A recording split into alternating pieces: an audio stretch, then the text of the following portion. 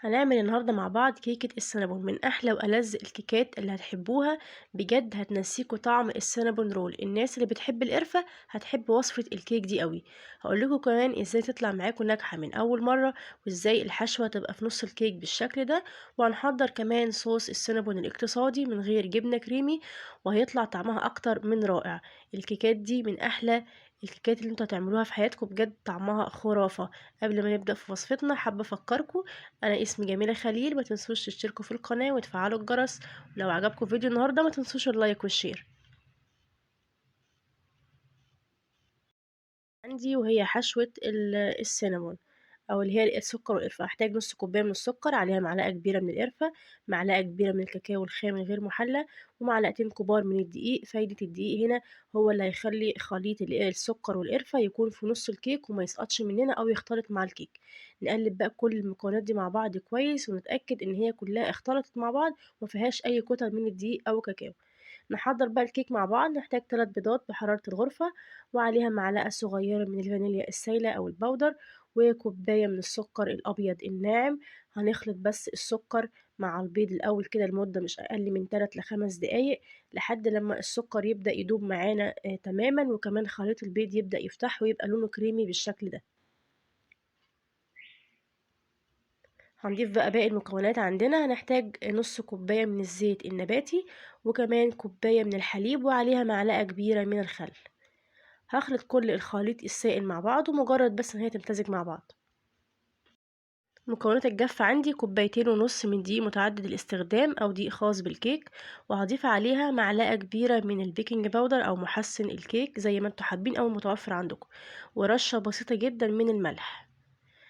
نقلب بقى كل المكونات الجافة مع بعض ونتأكد ان هي كلها امتزجت مع بعض.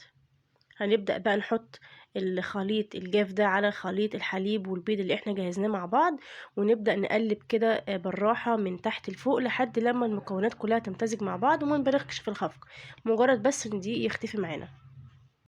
وده كده القوام اللي احنا عايزينه، بيكون قوامه تقيل شوية. كده خليط الكيك بقى جاهز عندي. انا طبعا قبل ما اشتغل في الكيك اصلا بكون مجهزه عندي القالب، دهنه كده بالسمنه او بالزبده ورشه بسيطه من الدقيق، وبكون طبعا مشغله الفرن عندي على درجه حراره 180. الخطوه دي بعملها قبل ما بشتغل في الكيك خالص. نجهز القالب ونجهز كمان الفرن. بحط نص كميه خليط الكيك عندي في القالب ووزعه كده بالراحه، وبعد كده بناخد خليط السكر والقرفة، نبدأ نحط الكمية كلها في نص الكيك بالطريقة دي.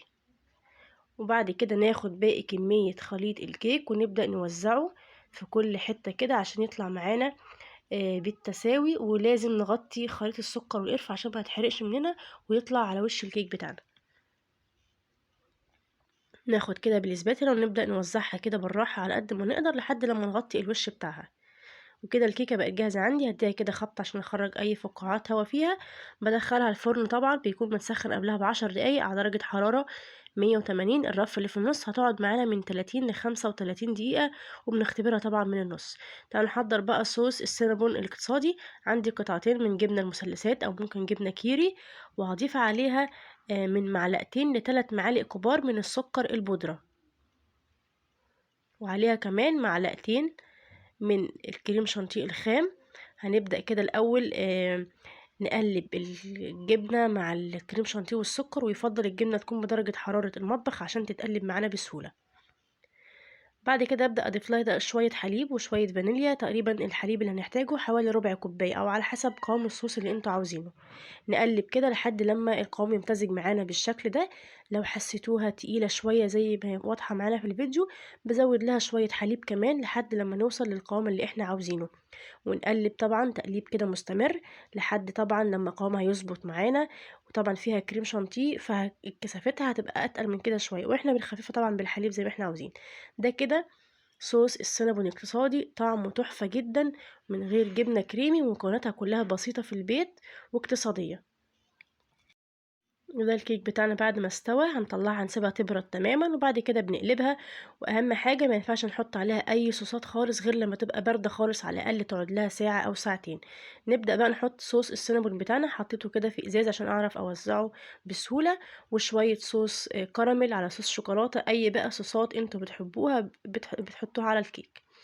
المهم عندنا هو صوص اللي هو الصوص الأبيض، هو صوص الجبنة دوّة أهم حاجة في صوص في كيكة السينابون. نبدأ بقى نقطّعها، عايزة أقول لكم قد إيه طالعة طرية، ريحتها حلوة جدًا. الحشوة طبعًا زي ما أنتم شايفين في مكانها، دي نتيجة إضافة الدقيق مع السكر والقرفة، والكيك طلع هش وخفيف جدًا وطعمه بجد تحفة. لازم تجربوها. كيكة السينابون دي أحلى بكتير من السينابون رول، وهتوفر عليكم وقت ومجهود كتير في عمايل السينابون. مش محتاجين بقى نعجن ونفرد والحاجات دي كلها. جربوا الكيكة دي ومتأكدة ان هي تعجبكم جدا. لو عجبكم فيديو النهاردة ما تنسونيش باللايك والشير، ولو انتوا اول مرة تشوفوني اشتركوا في القناة وفعلوا الجرس عشان يوصلكوا اشعار بالفيديوهات الجديدة اول باول لو حابين.